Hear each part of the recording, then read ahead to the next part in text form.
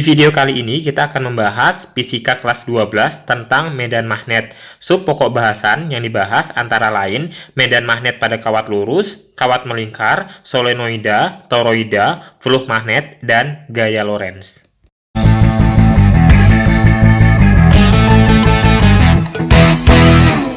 Oke, kita masuk ke medan magnet ya. Jadi kita gambaran umumnya tentang medan magnet ini yaitu ruang di sekitar gaya magnet yang masih dipengaruhi oleh gaya magnet tersebut.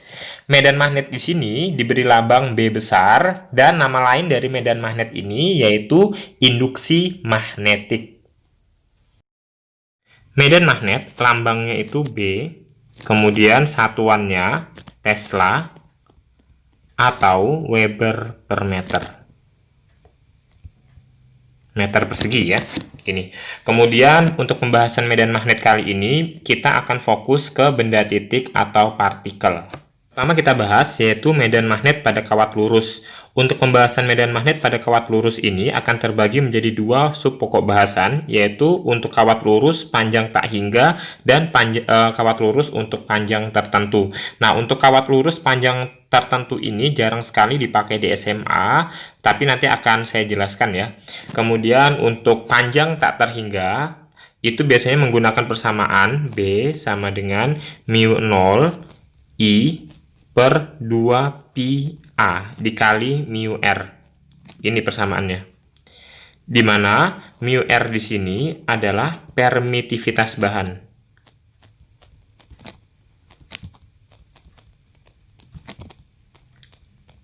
Nah, ini permitivitas bahan ini maksudnya koefisien tertentu dari bahan yang dialiri arus. Nanti kalau misalnya dalam soal tidak diketahui nilai mu R-nya, maka mu R ini akan dianggap 1 nilainya. Kemudian kalau mu 0 di sini itu sebagai konstanta yang nilainya 4pi dikali 10 pangkat min 7. Itu nilainya mutlak ya.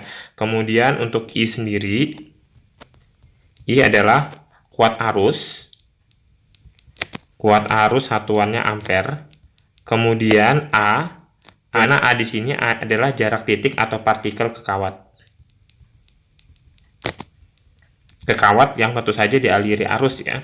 Kemudian untuk kawat lurus panjang tertentu, persamaan matematis yang digunakan yaitu B sama dengan mu 0 I dibagi 4 pi A dikali mu R lagi. Kemudian di sini ada penambahan cos theta 1 dikurang cos theta 2. Ini hanya sekedar pengetahuan aja untuk kalian ya.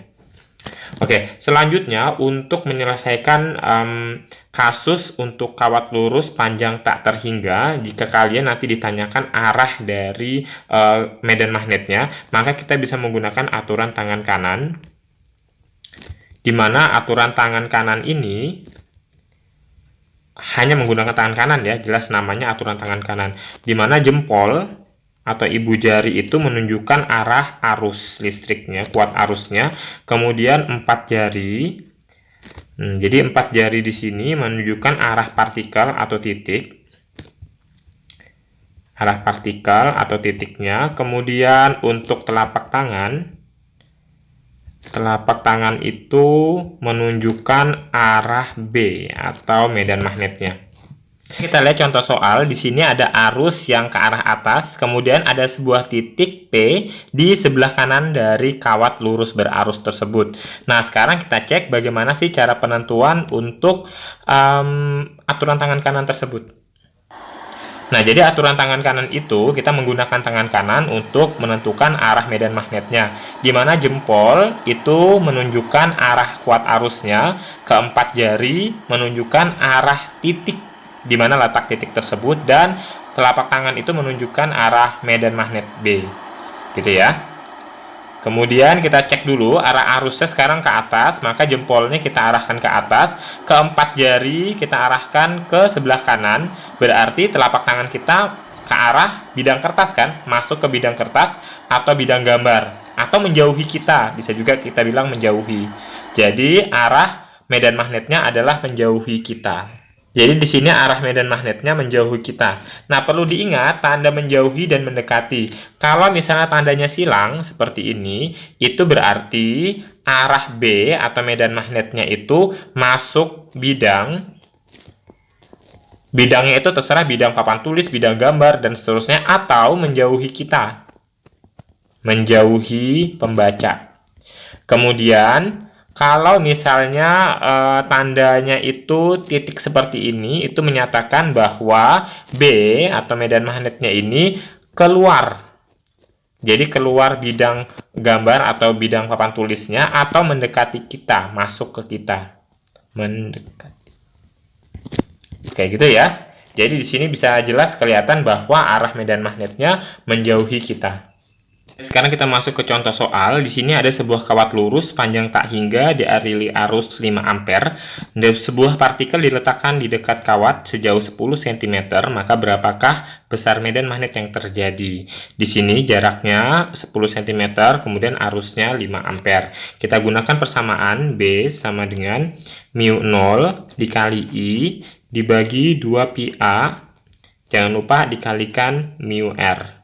Tapi karena di soal tidak diketahui, nilai mu R-nya akan sama dengan 1 ya. Masukkan aja mu 0-nya itu 4pi dikali 10 pangkat min 7, arusnya 5 ampere, dibagi 2pi dikali 10 pangkat min 2. Oke, 10 pangkat min 1 ya. 10 kali 10 pangkat min 2 berarti 10 pangkat min 1. Kemudian mu R-nya itu 1. Jadi di sini langsung aja 4pi dibagi 2. Pi itu 2, berarti 10 dikali 10 pangkat minus 6, atau sama dengan 10 pangkat minus 5 Tesla gitu.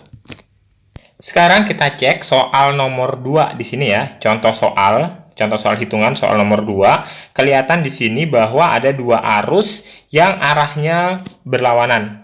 Kemudian ada titik P berada di tengah-tengah antara kedua kawat. Jarak satu sama lain 10 cm ya. Karena pertanyaannya adalah berapakah medan magnet di titik P? Nah, sekarang kita perhatikan dulu di sini ada videonya. Kita menggunakan aturan tangan kanan untuk menentukan arah medan magnet di titik P. Sekarang medan magnet di titik P terhadap kawat 1. Jadi di sini arah arusnya ke atas, kemudian arah titiknya di sebelah kanan dari arus pertama ini ya, kawat pertama, berarti dia itu ke arah menjauhi pembaca ya, atau masuk bidang gambar. Sekarang untuk kawat kedua itu arah arusnya ke bawah, jempol kita arahkan ke bawah, keempat jarinya kita arahkan ke sebelah kiri karena titik P-nya berada di sebelah kiri kawat kedua, sehingga kelihatan bahwa arah dari medan magnetnya kemana? Ya, menjauhi pembaca atau masuk bidang kertas atau bidang gambar. Karena di titik P ini medan magnet satunya berarah menjauhi pembaca atau masuk bidang gambar, dan B2-nya juga berarah sama, yaitu menjauhi pembaca. Maka dari sini untuk medan magnet di titik P, karena arahnya sama-sama menjauhi, itu merupakan penjumlahan antara medan magnet kawat pertama dan medan magnet kawat kedua. Nah, untuk kawat lurus panjang tak hingga, kita bisa menggunakan persamaan mu 0 I1 dibagi 2pi A1. Kenapa nggak pakai mu R? Karena di sini tidak diketahui berapa nilai mu R-nya, berarti kita anggap mu R-nya sama dengan 1. Ditambah mu 0 I2 per 2pi A2. Langsung aja dimasukin, mu 0 itu nilainya 4pi kali 10 pangkat min 7 dikali arus pertamanya 5 ampere dibagi 2pi dikali karena 10 cm kita jadikan cm ya, kita jadikan meter, dibagi 100 berarti 10 pangkat minus 1 ditambah 4pi dikali 10 pangkat min 7 dikali untuk arus keduanya adalah 10 ampere dibagi 2pi kali 10 pangkat minus 1 karena jaraknya sama ya. Ini sisa 2. Kemudian ini sisa 2 juga, berarti 2 kali 5, 10 kali 10 pangkat min 6 ditambah 2 kali 10, 20 kali 10 pangkat minus 6 Jawabannya 30 kali 10 pangkat minus 6. Kita rapikan menjadi 3 kali 10 pangkat min 5 Tesla. Itu jawabannya. Oke, sekarang kita masuk ke contoh soal ketiga. Contoh soal ketiga ini sebenarnya mirip dengan gambarnya dengan contoh soal sebelumnya, nomor 2. Tapi di sini pertanyaannya yang berbeda ya. Kita lihat, di sini ada dua kawat yang dialiri arus yang berbeda nilainya. Jarak di antara keduanya 3 cm. Diminta dalam soal ini yaitu tentukan di mana letak titik P agar medan magnet di titik P tersebut sama dengan 0. Nah, kalau kalian ketemu pertanyaan soal di mana letak titik yang nilainya sama dengan 0, maka di sini yang harus kalian perhatikan ada catatan. Nah, jadi catatannya seperti ini. Jika arus beda arah, ya seperti ini, contohnya kasusnya beda arah arusnya, maka letak titik P itu berada di luar dekat arus yang paling kecil. Kemudian jika arusnya searah, maka letak titik P berada di antara kedua kawat. Jadi ini berada di luar dekat arus yang kecil. Oke, sekarang kasus contoh soal nomor 3 ini arah arusnya berbeda. Berarti kita menggunakan catatan option pertama. Titik P-nya pasti berada di luar dekat dengan arus yang kecil. Di sini ada dua arus, 5 ampere dan 10 ampere, berarti titik P-nya itu berada di sini. Oke. Sekarang kita menentukan arah medan magnet, arah masing-masing medan magnet di titik P terhadap kawat 1 dan terhadap kawat 2. Perhatikan video berikut. Ini kita coba lihat dari kawat pertama dulu ya, karena kawatnya bersebelahan. Bersebelahan, ada jarak 3 cm. Sekarang kita lihat kawat pertama dulu. Di situ titik P-nya berada di luar. Jadi kita arahkan dulu jempol kita ke arah bawah karena arah arusnya ke bawah. Terus 4 jari yang lain arahkan ke samping kiri. Berarti arah telapak tangan kita menjauhi kita ya, atau masuk bidang gambar. Arah medan magnet untuk kawat pertama menjauhi. Ini B1. Sekarang untuk B2.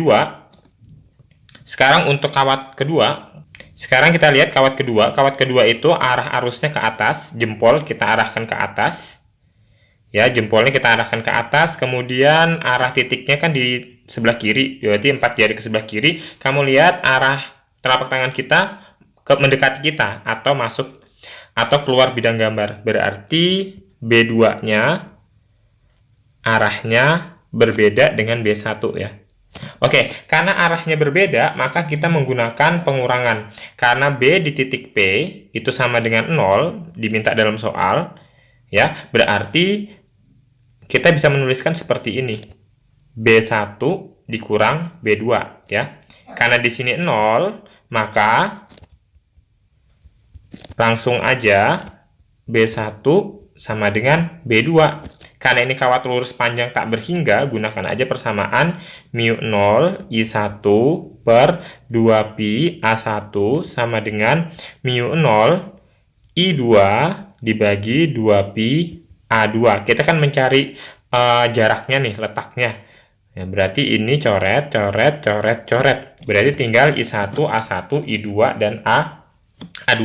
Sekarang kita cek dulu, jika arah titik P ini dianggap ke kawat pertama ini X, ya, jika dianggap jarak titik P ke kawat pertama ini X, maka jarak kawat kedua terhadap titik P itu berarti berapa? Ya, 3 ditambah X kan, itu jaraknya.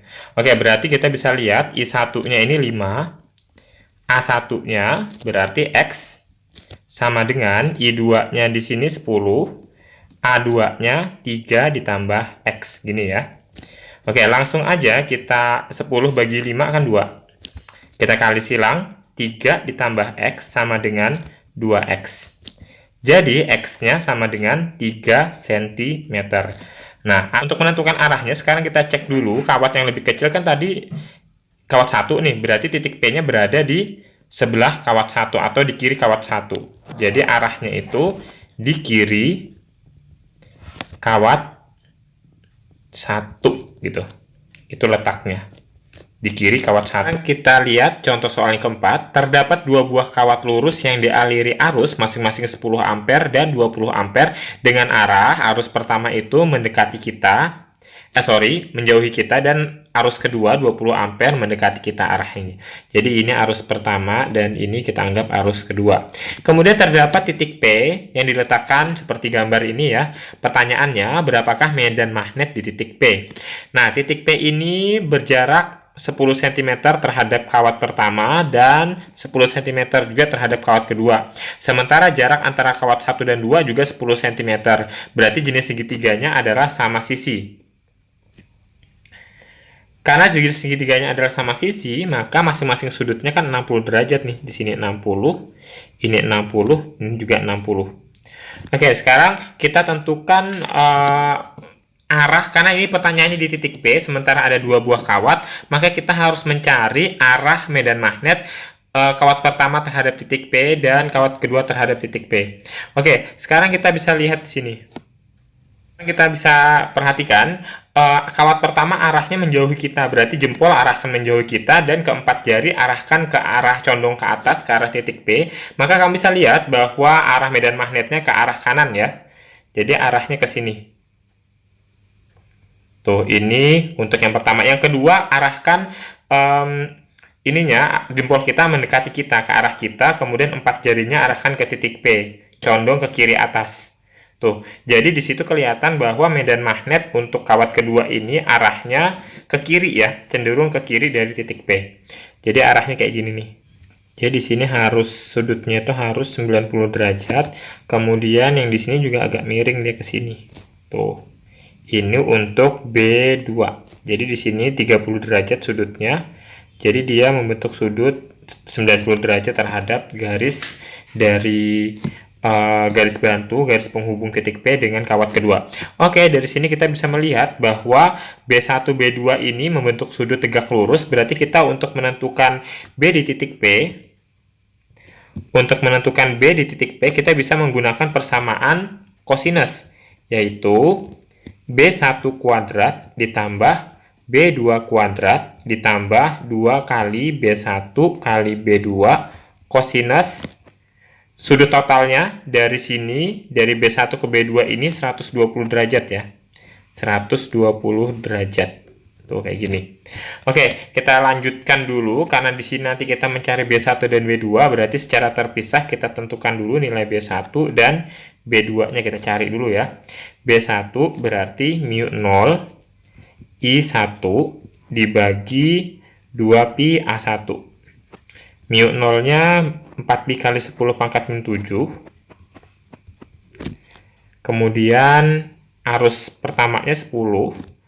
Kemudian 2pi jaraknya terhadap titik ininya berapa? 10 cm ya. Berarti 0,1 atau 10 pangkat min 1.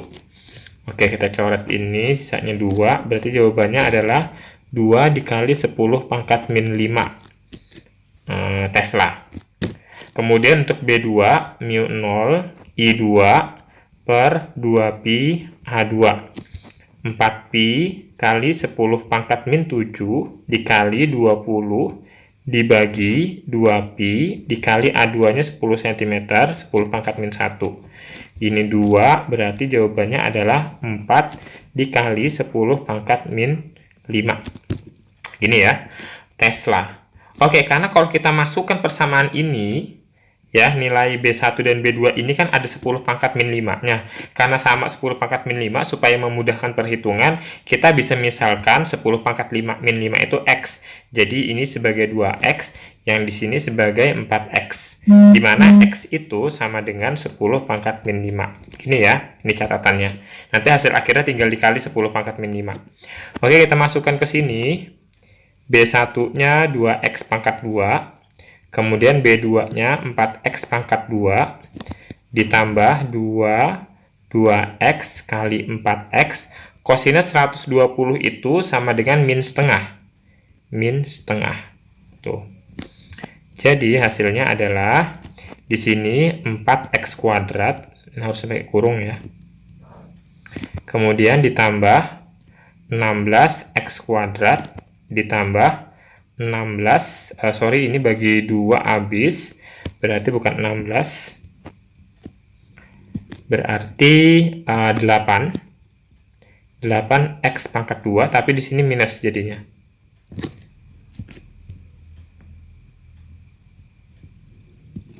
Jadi di sini minus. Nah, hasilnya yaitu akar 12x pangkat 2 atau sama dengan 2 akar 3x. 2 akar 3x itu berapa berarti? 2 akar 3 dikali 10 pangkat min 5 Tesla. Jadi, medan magnet di titik P itu nilainya adalah 2 akar 3 kali 10 pangkat minus 5 Tesla. Medan magnet pada kawat melingkar. Pada pembahasan ini, kita akan membagi medan magnet yang pertama itu di pusat dan di sumbu yang kedua. Di sumbu. Untuk medan magnet di pusat, persamaan matematis yang digunakan yaitu BP, P ini maksudnya pusat ya, sama dengan mu 0I dibagi 2R dikali mu R. Mu R nggak perlu aku jelasin di sini lagi ya. Kemudian ini untuk lingkaran penuh. Bagaimana kalau setengah lingkaran? Kalau setengah lingkaran tinggal dikalikan setengah aja. Jadi setengah dikali mu 0I per 2R dikali mu R. Kalau seperempat dan seterusnya tinggal mengganti setengah dan seterusnya menjadi angka-angka jenis lingkarannya seperti itu. Kemudian untuk persamaan matematis medan magnet di sumbu, kita bisa menggunakan persamaan B sumbu sama dengan mu 0 dikali I dikali R pangkat 3 dibagi 2A pangkat 3 dikalikan mu R. Nah, nanti aku jelasin perbedaan untuk di pusat dan di sumbu. Kita cek aturan tangan kanan untuk kawat melingkar. Nah, sekarang 4 jari itu menentukan arah I, jempol menentukan arah B. Jadi kita cek arah untuk yang gambar ini ya. Sekarang kita cek dulu. Nah, di situ arah arusnya itu kan kayak gini nih. Jadi kita sesuaikan tangan kita ke arah arusnya tersebut. Kemudian jempolnya itu menunjukkan arah B. Sekarang kita cek jempol kita itu ke arah kita. Berarti di sini medan magnetnya yaitu mendekati kita. Bagaimana jika arahnya berbeda? Arahnya berbeda tinggal dibalik aja.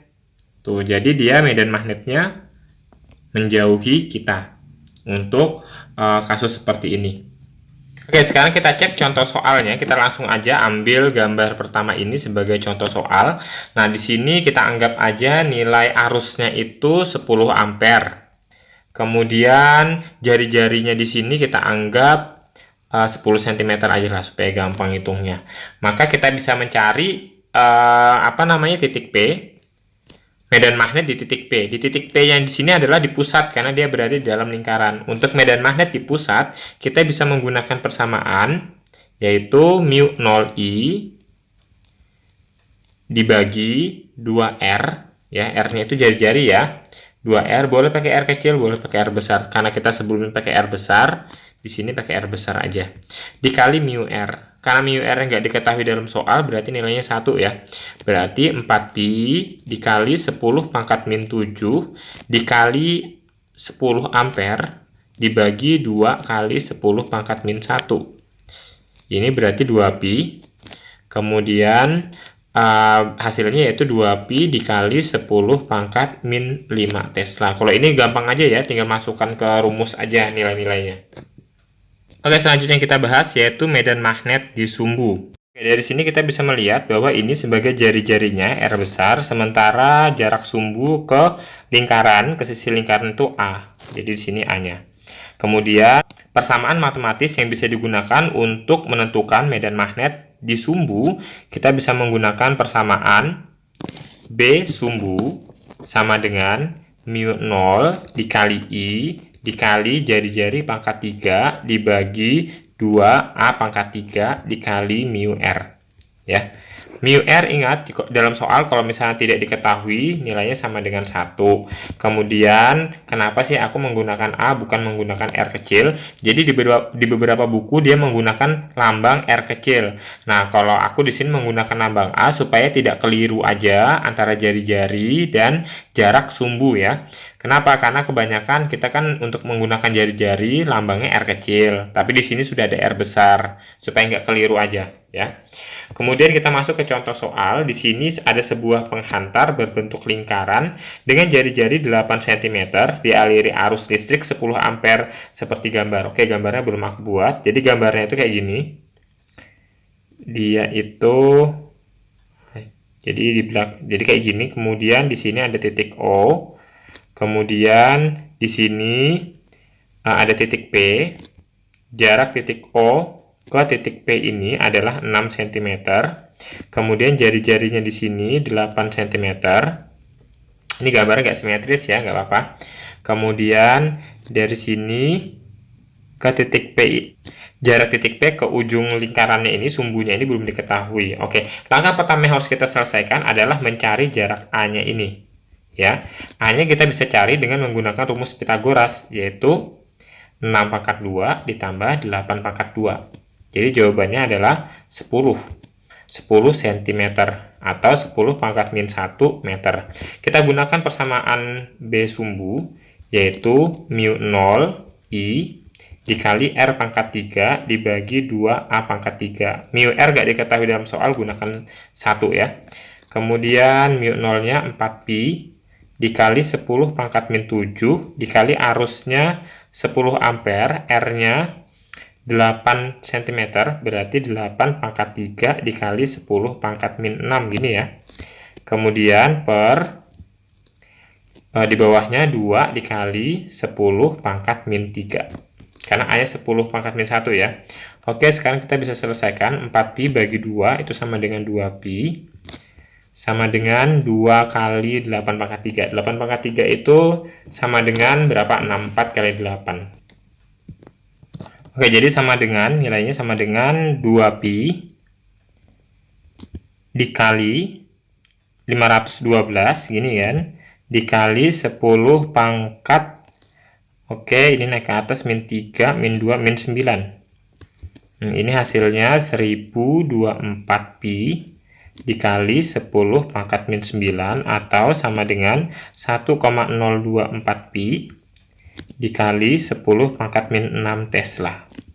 Itu jawabannya. Selanjutnya kita bahas tentang solenoida. Solenoida ini merupakan salah satu jenis kumparan yang terbuat dari kabel panjang yang dililitkan secara rapat dan dapat diasumsikan bahwa panjangnya itu jauh lebih besar daripada diameternya.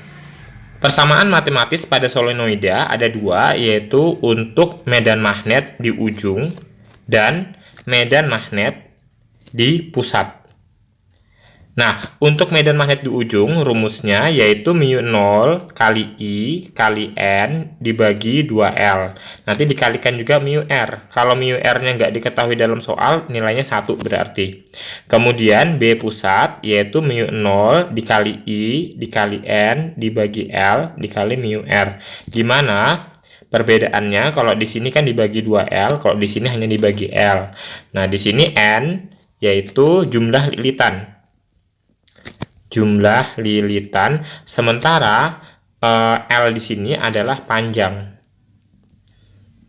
kumparannya ya, gitu. Kemudian kita untuk menentukan arah medan magnet pada solenoida ini tinggal melihat arah arusnya. 4 jari itu disesuaikan dengan arah panah ini. Kalau arah panahnya ke atas seperti ini untuk arah arusnya, maka medan magnetnya otomatis ke kiri. Ini untuk solenoida. Penerapan dalam soal biasanya hanya memasukkan angka-angka ke dalam rumus aja ya, jadi nggak begitu susah. Oke, sekarang kita masuk ke contoh soal. Di sini ada suatu solenoida yang panjangnya 2 meter, memiliki 800 lilitan dan jari-jari 2 cm. Jika solenoida dialiri arus 0,5 ampere, tentukan induksi magnet. Induksi magnet ini nama lain dari medan magnet ya. Jadi tentukan induksi magnetik A di pusat solenoida, B di ujung solenoida. Nah, kita tulis diketahuinya dulu ya. Variabel yang diketahui yang pertama adalah panjang L sama dengan 2 meter. Kemudian jumlah lilitan N sama dengan 800. Arus I sama dengan 0,5 ampere. Ada lagi nggak? Cukup ya. Sekarang kita selesaikan nih. Untuk yang A, pertanyaannya adalah induksi magnet atau medan magnet di pusat. Medan magnet di pusat. Berarti mu 0 I N dibagi L. Ya, nggak pakai mu R karena mu R sama dengan 1, nggak diketahui dalam soal. Oke, kalau misalnya di ujung gimana persamaannya? Kita lihat, B ujung itu sama dengan mu 0 dikali I dikali N dibagi 2L. Oke, perbedaannya 2L dan L aja ya. Kita masukin angka-angkanya, 4pi kali 10 pangkat min 7 dikali arusnya 0,5, jumlah lilitannya 800 dibagi L-nya 2 meter. Oke, 4 dibagi 2, 2. Setengah 800, 400 ya. Jadi sama dengan 4 kali 2, 8. 8 kali 10 pangkat 8pi kali 10 pangkat min 5 Tesla. Itu untuk yang di pusat. Kemudian untuk yang di ujung, 4pi kali 10 pangkat min 7 dikalikan arusnya 0,5. Jumlah lilitannya 800 dibagi 2 dikali 2. Nah, ini 4 dibagi 4, 1. 800 dikali setengah, 400. Berarti 4pi dikali 10 pangkat min 5 Tesla. Pada dasarnya, B di ujung itu nilainya setengah kali B di pusat intinya. Jadi kalau sudah ketemu B di pusatnya segini, berarti B di ujungnya tinggal dikalikan setengah dari B pusat. Sebenarnya gitu aja. Selanjutnya kita membicarakan tentang toroida. Toroida adalah sebuah solenoida yang dilengkungkan sehingga berbentuk lingkaran kumparan seperti gambar ini. Nah, toroida itu jari-jarinya terbagi menjadi dua, yaitu jari-jari dalam dan jari-jari luar seperti ini. Nah, untuk jari-jari efektif pada toroida, itu yaitu jari-jari dalam ditambah jari-jari luar dibagi dua. Ini untuk jari-jari efektifnya. Untuk menentukan medan magnet di pusat toroida, kita bisa menggunakan rumus mu 0I dikali N dibagi 2pi dikali jari-jari efektifnya.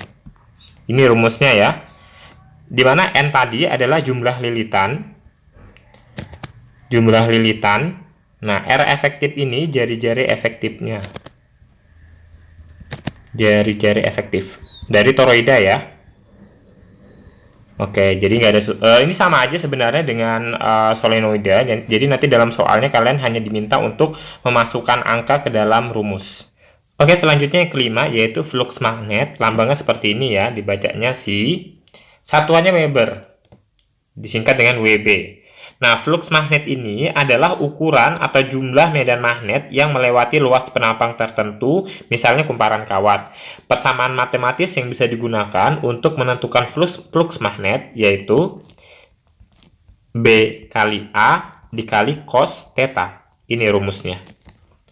Nah, di mana cos theta itu adalah sudut yang dibentuk medan magnet terhadap garis normalnya. Ya, jadi di sini tetanya, ini garis normal. Garis normal itu adalah garis yang tegak lurus bidang datar. Sementara A di sini adalah luas penampang.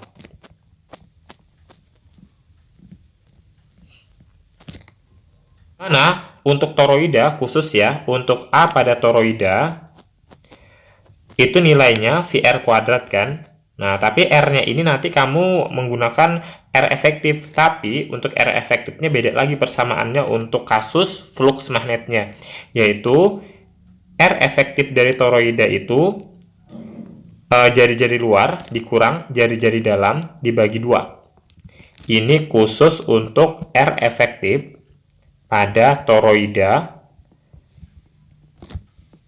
untuk kasus flux magnet. Jadi beda ya. Jadi kalau misalnya untuk mencari medan magnet pada toroida, R efektifnya dijumlahkan. Tapi untuk mencari luas penampang pada flux magnetik, maka R efektif untuk toroida itu dikurangkan. Luar dikurang dalam. Dan yang keenam tentang gaya Lorentz. Gaya Lorentz ini yaitu gaya yang terjadi akibat interaksi antara medan magnet dengan arus listrik.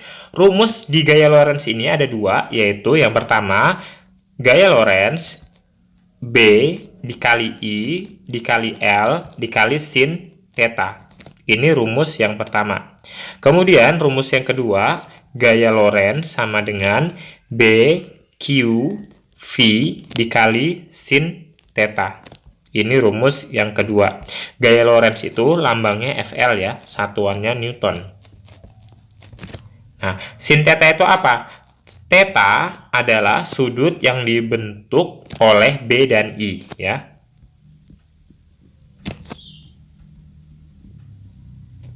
B itu medan magnet, I itu kuat arus listrik. Kemudian kalau rumus yang pertama ini adalah rumus yang digunakan untuk gaya Lorentz di sekitar arus listrik. Kemudian rumus yang kedua ini digunakan untuk gaya Lorentz pada muatan yang bergerak. Kenapa pada muatan yang bergerak? Karena di sini nanti ada kecepatan. V di sini adalah kecepatan muatan. Kecepatan muatan. Sementara Q di sini nilai muatannya ya, muatan listrik. Nah, sementara L adalah panjang. Panjang kawat atau penghantar.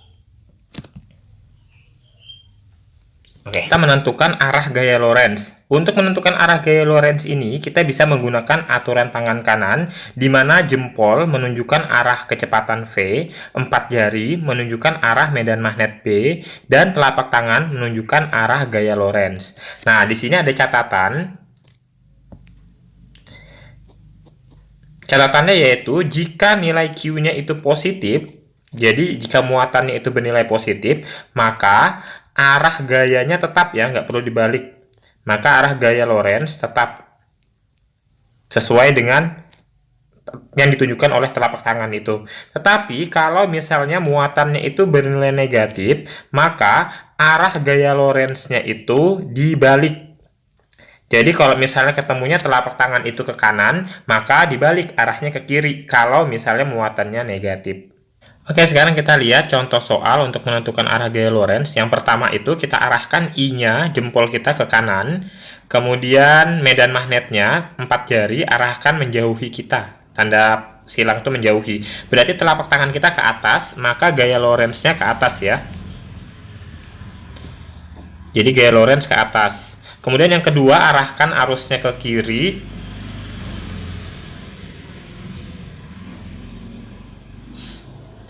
Kemudian untuk yang kedua, itu jempolnya kita arahin ke kiri. Kemudian medan magnetnya mendekati kita, maka telapak tangan ke arah atas. Berarti gaya Lorentz-nya ke atas juga.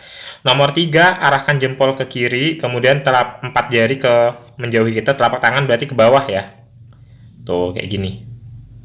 Itu cara menentukan arah gaya Lorentz. Kita masuk ke contoh soal gaya Lorentz. Di sini terdapat sebuah kawat lurus berarus 5 ampere dan di sekitarnya terdapat muatan 2 kolom berjarak 2 cm dari kawat. Berarti nanti di sini terdapat muatan ya. Di sini Q 2 kolom. Nah, di sini muatannya bergerak. Kalau misalnya arusnya ke kiri, berarti muatannya otomatis bergerak ke kiri juga tuh ya. Berarti V-nya ke kiri. Pertanyaannya, berapakah nilai dan arah gaya Lorentz?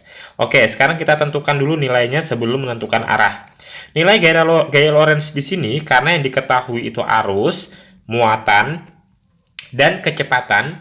Jadi di sini kita tidak bisa menggunakan persamaan yang B dikali I dikali L itu nggak bisa. Kenapa? Karena ini kan kasusnya untuk gaya Lorentz di sekitar arus listrik. Tapi yang sekarang kita dapatkan yaitu soal tentang gaya Lorentz pada muatan yang bergerak.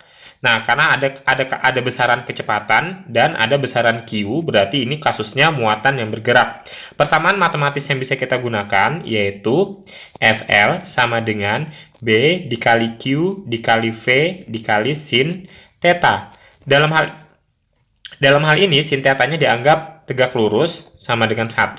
Jadi kita langsung aja masukin nilainya. B-nya di sini belum ada, berarti B-nya kita cari secara terpisah. B untuk kawat lurus itu mu 0 dikali I dibagi 2 pi A. Ini ya. Mu 0-nya 4 pi dikali 10 pangkat min 7. Arusnya 5 ampere dibagi 2 pi. Jaraknya 2 cm, berarti 2 kali 10 pangkat minus 2. Ini habis, berarti 5 kali 10 pangkat minus 5 Tesla. Masukin ke sini, 5 kali 10 pangkat minus 5 Tesla, Q-nya 2 kolom, kecepatannya 1000 atau 10 pangkat 3, jadi 10 dikali 10 pangkat min 2 atau 0,1 Newton. Itu jawabannya. Sekarang kita tentukan arahnya. Di sini untuk menentukan arah, kita cek dulu jempol kita arahkan ke sebelah kiri, kemudian 4 jari arahkan menjauhi kita. Berarti telapak tangan berarah ke bawah. Jadi gaya Lorentz-nya ke bawah. Nah, kalau sebelumnya kita membicarakan mengenai gaya Lorentz pada satu kawat lurus, sekarang kita akan membicarakan gaya Lorentz pada dua kawat sejajar. Nah, di sini kita bisa menggunakan persamaan matematis. FL sama dengan mu 0 dikali I1 dikali I2 dibagi 2 pi A dikali mu R dikali L. Ini ya, untuk kawat sejajar. Nah, di sini L-nya ini adalah panjang kawat. Kalau misalnya dua kawat sejajar itu, gambar nanti kayak gini ya, misalnya. Misalnya dua kawat sejajar itu panjangnya berbeda. Ada yang panjang, ada yang lebih pendek. Maka L-nya ini kita gunakan atau kita ambil panjang yang panjang kawat terkecil ya. Jadi diambil panjang kawat terkecil. Jadi yang lebih pendek yang kita gunakan L-nya. Kemudian mu R kalau tidak diketahui dalam soal nilainya 1 ya. Kalau tidak diketahui dalam soal. Kayak gitu. Untuk menentukan arah gaya Lorentz pada dua kawat lurus sejajar ini, jadi jika searah, maka gaya Lorentz ini akan tarik-menarik. Di sini F12, di sini F21. Jadi akan tarik-menarik. Kemudian jika dia berlawanan arah, maka akan tolak-menolak. Jadi di sini gaya Lorentz dari kawat 2 terhadap kawat 1. Di sini gaya Lorentz dari kawat 1 terhadap kawat 2. Jadi tolak menolak. Aku tulis lagi di sini ya. Jika searah, tarik menarik.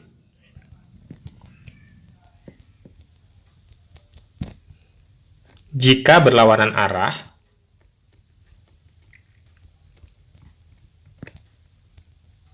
tolak menolak. Oke, gini ya. Kita masuk ke contoh soal. Di sini ada 3 buah kawat lurus, masing-masing memiliki arus 2 ampere, 4 ampere, dan 6 ampere. Tetapi arus 2 arahnya berbeda dengan arus 1 dan 3, yaitu ke bawah. Jaraknya antara arus 1 dengan arus 2 itu 4 cm. Maaf, kawat maksudnya. Kemudian jarak antara kawat 2 dan 3 itu 6 cm.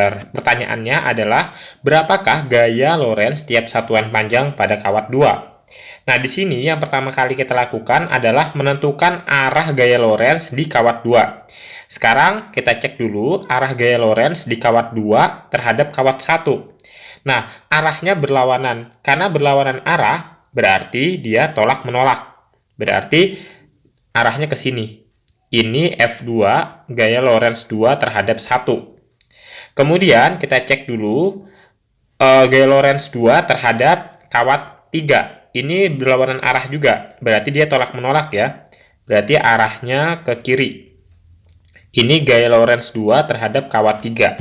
Seperti itu. Karena dia berlawanan arah, berarti kita bisa menyelesaikannya dengan pengurangan. Terlebih dahulu kita cari dulu gaya Lorentz kawat 2 terhadap 1 per L. Ini adalah gaya persatuan panjang ya, F per L. Rumusnya mu 0 I1 dikali I2 dibagi 2 pi A12. Nggak perlu pakai mu R karena nggak diketahui. Dan L-nya yang di sini itu sudah pindah ke sini, jadi nggak perlu kita tulis. Mu 0 nilainya 4 pi dikali 10 pangkat min 7. Arus 1-nya 2 ampere, arus 2-nya 4 ampere. Dibagi 2 pi, jaraknya 4 kali 10 pangkat min 2. Oke, ini bisa dicoret. Ini juga dicoret, jadi hasilnya adalah 4 dikali 10 pangkat min 5 Newton per meter. Itu untuk gaya Lorentz 1 terhadap 2. Sekarang, untuk gaya Lorentz 2 terhadap 3 di persatuan panjang. Berarti mu 0 I2 dikali I3 dibagi 2pi A23 sama dengan 4pi dikali 10 pangkat min 7 dikali 4 dikali 6 dibagi 2pi dikali jaraknya 6 cm dijadikan meter 6 kali 10 pangkat min 2. Coret-coret yang ini 2 di atasnya, kemudian ini 6 dicoret jadi 8 kali 10 pangkat min 5 Newton per meter. Nah, dari sini kita bisa menyelesaikan menjadi F23, karena yang lebih besar kan F23, yang lebih kecil F21, jadi besar dikurang kecil ya. F23 per L dikurang F21 per L. Jadi 8 kali 10 pangkat min 5 dikurang 4 kali 10 pangkat min 5 sama dengan 4 dikali 10 pangkat min 5 Newton per meter. Arahnya kemana? Arahnya ke kiri. Arah ke kiri. Kenapa arah ke kiri? Karena yang paling besar itu yaitu F23. Karena lebih besar F23 berarti arahnya ke kiri. Bahasan terakhir yaitu untuk gaya Lorentz pada muatan yang bergerak. Untuk gaya Lorentz pada muatan yang bergerak ini, kita akan mendefinisikan gaya Lorentz hubungannya dengan gaya sentripetal. Nah, di sini kita perhatikan jika terdapat sebuah partikel atau muatan yang bergerak dan tegak lurus terhadap gaya magnet, jadi gambaran itu seperti ini. Jadi jika terdapat muatan yang bergerak terhadap gaya magnet dan nilainya tegak lurus seperti ini, tegak lurus, maka akan berlakukan persamaan F sama dengan Q kali V kali B, persamaan sebelumnya untuk gaya Lorentz ya. Tetapi gaya Lorentz-nya di sini akan sama dengan gaya sentripetal. Ya, sama dengan gaya sentripetal. Nah, jadi kita bisa menyelesaikan bahwa gaya sentripetal itu M kali V kuadrat dibagi R kan. Jadi nilai ini akan sama dengan QVB. Nah, kita ingin mencari nilai jari-jarinya sekarang. Kalau kita ingin mencari nilai jari-jari, maka persamaannya menjadi jari-jari sama dengan MV kuadrat dibagi QVB. Seperti ini. Ini kan V-nya bisa dicoret. Jadi yang tersisa R sama dengan M kali V dibagi Q kali B. Ini persamaan untuk mencari jari-jari. Bagaimana persamaan untuk mencari kecepatan? Untuk mencari kecepatan gerak dari muatan ini, kita gunakan R Q B dibagi M. Ini persamaannya. Biasanya soal yang berkaitan dengan gaya Lorentz pada muatan yang bergerak ini, kalian hanya diminta memasukin angka-angka ke dalam rumusnya aja. Berikut adalah contoh penerapan induksi magnetik dalam kehidupan sehari-hari. Yang pertama ada bel listrik, kemudian saklar listrik, motor listrik, galvanometer, dan speaker. Untuk penjelasan penerapan atau prinsip kerjanya nanti akan dibahas di bab selanjutnya ya. Sampai di sini video pembelajaran kali ini. Semoga bermanfaat. Thanks for watching. Jangan lupa di subscribe, like, comment, dan share. See you next video.